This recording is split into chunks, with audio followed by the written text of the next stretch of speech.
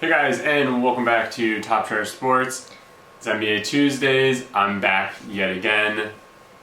You're welcome. I didn't lie like I did last week. So we have a couple of things to talk about. This Thursday, if I'm doing the math correctly, February 6th, is the NBA trade deadline. Now, normally the NBA trade deadline doesn't disappoint. A lot of players get moved around. There's a plethora of moves, and we all go on our way. But this year, so far, it kind of seems like things are moving really slow.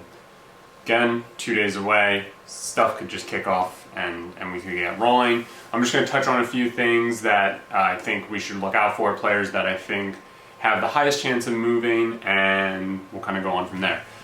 So the biggest trade storyline that's probably been going throughout most of the year is what's going to happen with D'Angelo Russell and the Warriors. I believe we talked about it when Russell signed, that this was a prime example of the Warriors trying to sign a star that they could potentially trade before the deadline and gain something in return. And with how the season has gone for the Warriors, seeing that Steph has been out pretty much all year, Clay coming into the year was going to be out all year, no more Kevin Durant. It all kind of is making sense. The team that's been talking the most with them is the Timberwolves.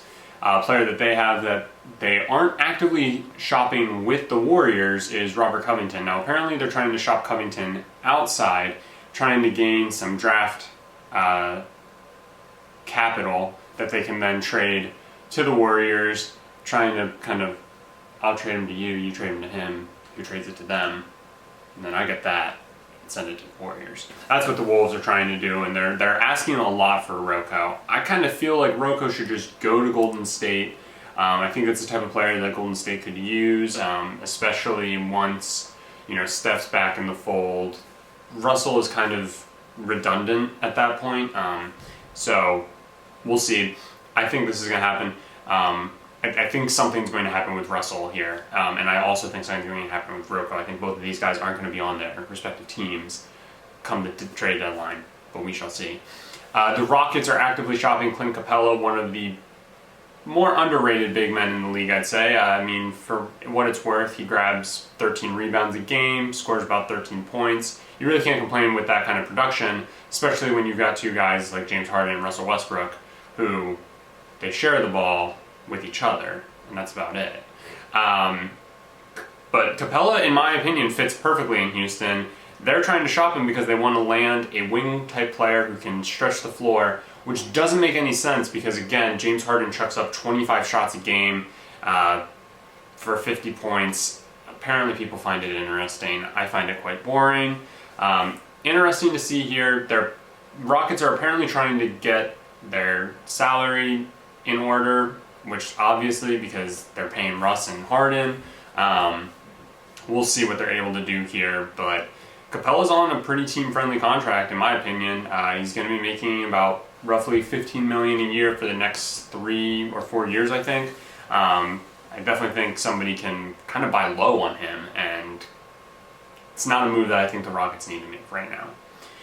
Luke Kennard appears to be a sell-high candidate, along with Derrick Rose for the Pistons. They're apparently shopping both of them. Derrick Rose has said that he wants to stay in Detroit. But that being said, they are shopping Kennard. Now, he's had a really good year this year. He has only been limited to 20 games or so. So you have to kind of take it with a grain of salt, but he kind of seems like he's coming into his own finally, and I think a lot of teams could use a player like him. The Suns are the team that apparently are in on him the most. They really like him, and they really like the thought of getting a shooter like him on the team to pair with Booker and Oubre and so on. The only thing here is that the Pistons are asking for a first-round pick for both, and I believe they're asking for a lottery pick, or they're hoping to gain a lottery pick for Derrick Rose. That's a huge ask for either one of these players.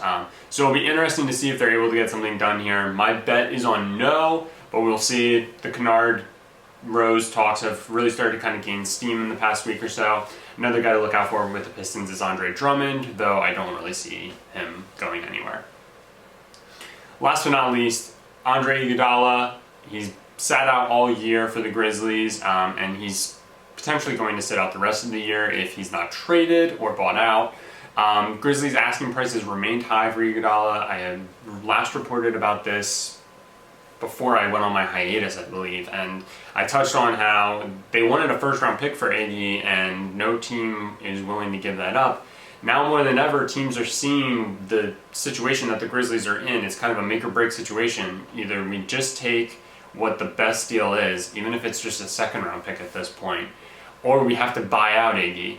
And if we buy him out, any team can go after him. And that's what I think a lot of teams are willing to wait and see is, why should I give up something if chances are they're just going to have to buy this guy out for us to go in and pick him up. If he does get bought out, look for the Lakers, the Clippers, maybe the Rockets if they figure out their salary situation, to really go after him, seeing as they're all kind of looking for that type of player. Iggy is still able to produce at this level. Not really sure why he's refused to play for the Grizzlies, but he has. So we'll kind of see what happens here. It would be really crazy if the Grizzlies decide to do nothing and just say, fine, just keep sitting out. We couldn't get anything for you. We're not going to buy you out because then we're just giving you away. It's an expiring contract, so it'll be really interesting to see what they do here. That does it. Those are the most important points for me to touch on as far as players and who could potentially get dealt. Again, trade deadline, February 6th. It's right around the corner. Stay tuned to Top Chair Sports on Twitter. I'll try, and maybe I'll get Brett and Vic also to help out. If any trades happen, we'll try and put an analysis up on there as soon as possible, seeing as you gotta wait for the next one. Congratulations, Mookie Betts, to the Diamondbacks. All right, I will see you guys next week, most likely.